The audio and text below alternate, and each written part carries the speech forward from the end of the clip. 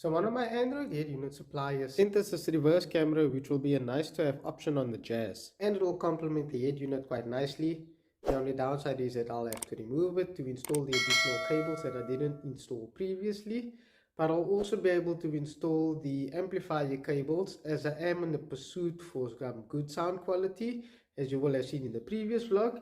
And I'm considering either installing an amplifier or two of those underseat type subwoofers with the built-in amps, but that's not priority at the moment. So for now, let's get to taking out the head unit, installing these cables and getting that reverse camera mounted.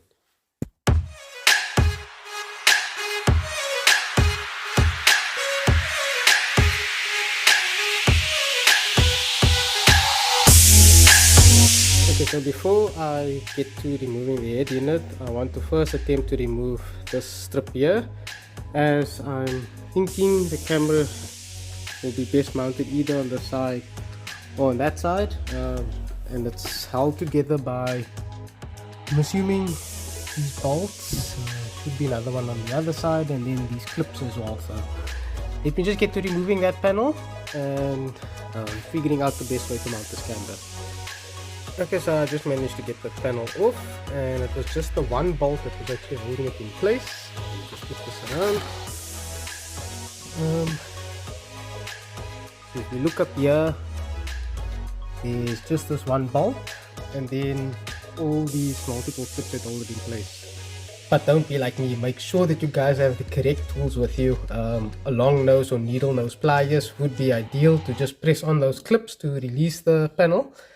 But unfortunately I do not have one in my inventory. Let me just take the camera out quickly and do a mock-up of what the camera will look like, and then decide which side I want to place that camera on.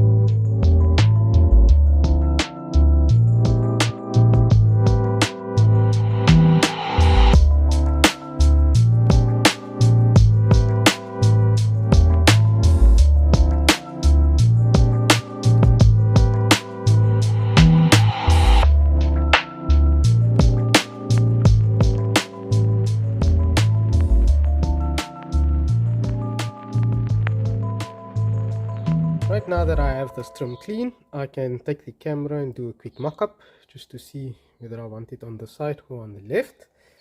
And taking a look at the camera, I do see that it actually has Sony engraved on it. Not too sure whether this is a genuine Sony or Sony lens. According to the description that the supplier gives, it is a Sony lens. Yeah, as I was mentioning, you can either do mounting on that side or mounting over here. But one thing that I did notice is that the camera cable will need to be tucked under that plastic bezel or trim, and with the wiper motor being situated here and with there not being anything else there, I'll just change the lighting. Here we go. Yeah, so with nothing else being there, it would probably be easier to tuck the wiring on that side, so I'm considering doing it on the left, which will be the side here. And then to get the wires to tuck nicely, I'll possibly just make a slight slot or groove at the back here, then the wire can just slip in below that nicely and be hidden away. So here's the simple mock-up of that camera. This is not a double-sided tape that I will be using to secure it. The camera does come with its own template cut double-sided tape as well as screws, so I'm just using this normal one quickly just to mark out where exactly I'm going to make the holes for the mounting screws. And then we will start running that cabling from the front once the head unit has been removed.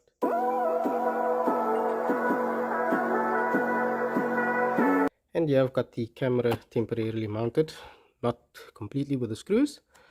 Now I just need to make that slot, as I mentioned, for the cable. Then I can start with removing the head unit and running the rest of the cabling for the camera to work. And here's the head unit removed. And on the back section, we will have the various inputs for the additional USB, the RCA cables, and the camera input. So these are the cables that I did not install the last time, and I will just do that now quickly, and then we can run the camera cable itself, and then I can also just power everything on and do a quick test run to make sure that the camera is actually working, and once the car is put into reverse that it actually does show up on the screen as well. So just another quick update. I do love how they mark everything. So here's the cable for the reverse camera, that would be the power signal.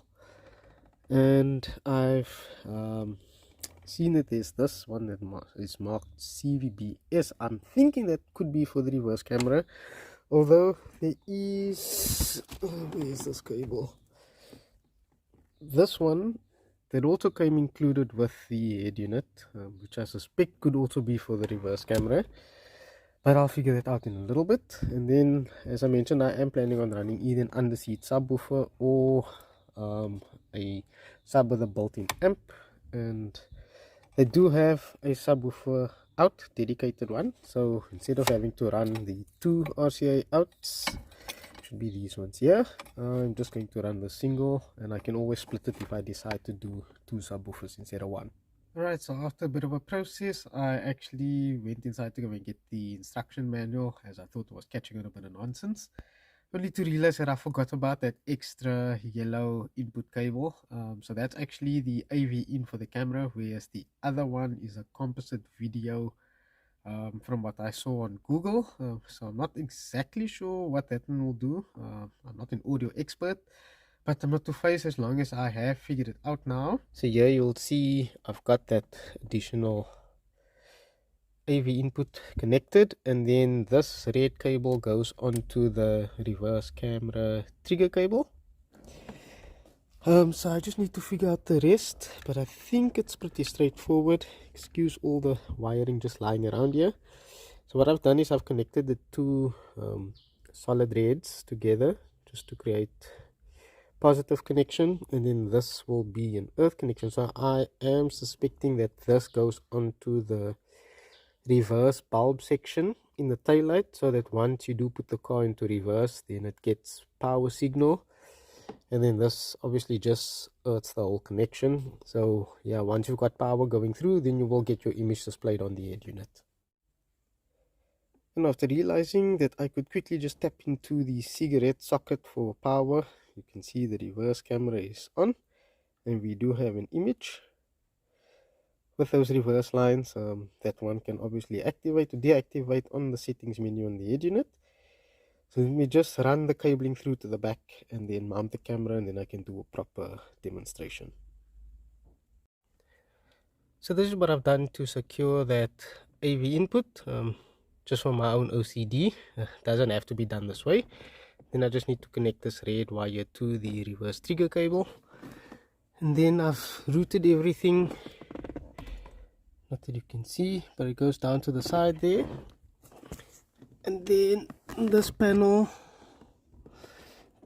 you can just pull it down, a little bit of brute force. I'm running the cable along there, and I've taken out the side panels.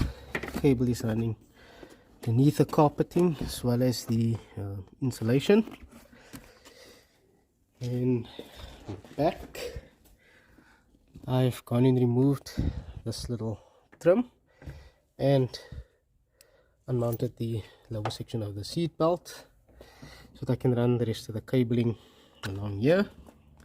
We'll then also go under this trim into the boot, and then I will most likely have to remove this section or even the stop section here, but then the cabling will somehow be routed along the tailgate, and then it will end up exiting over here, where the camera will then be mounted, as I mentioned, onto this, and everything connected, tied it up, put back together, and then we can do that final demonstration.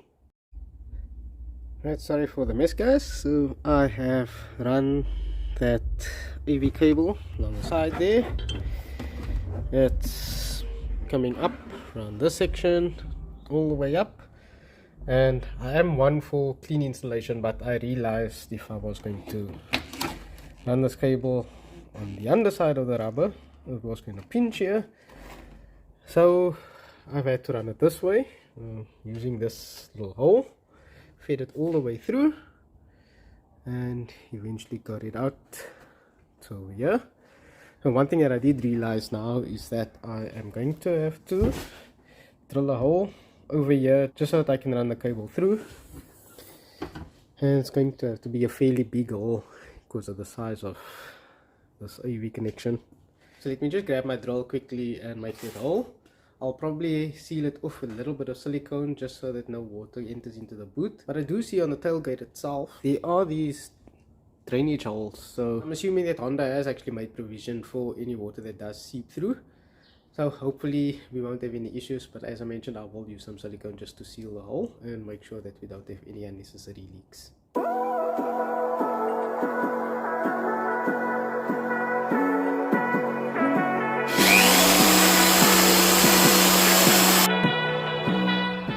So before anyone starts bashing me, I know that that was the wrong bit that I initially used, but once I had finally made the dimple, I then got my carbon steel bit and I was able to get the hole. So let me just flip my camera and show you guys this big ass hole that I had to make just for that little plug to get through. So there we've got the hole, and I have fed the cables through already. Camera is mounted. So now just to finish off, we need to join these two cables, and since I don't have anything decent to use at this moment, I think I'm just going to use some spade connectors, and then I will run it to the reverse light, which will be the last step before I am able to do that final test, and then I can start putting everything back together.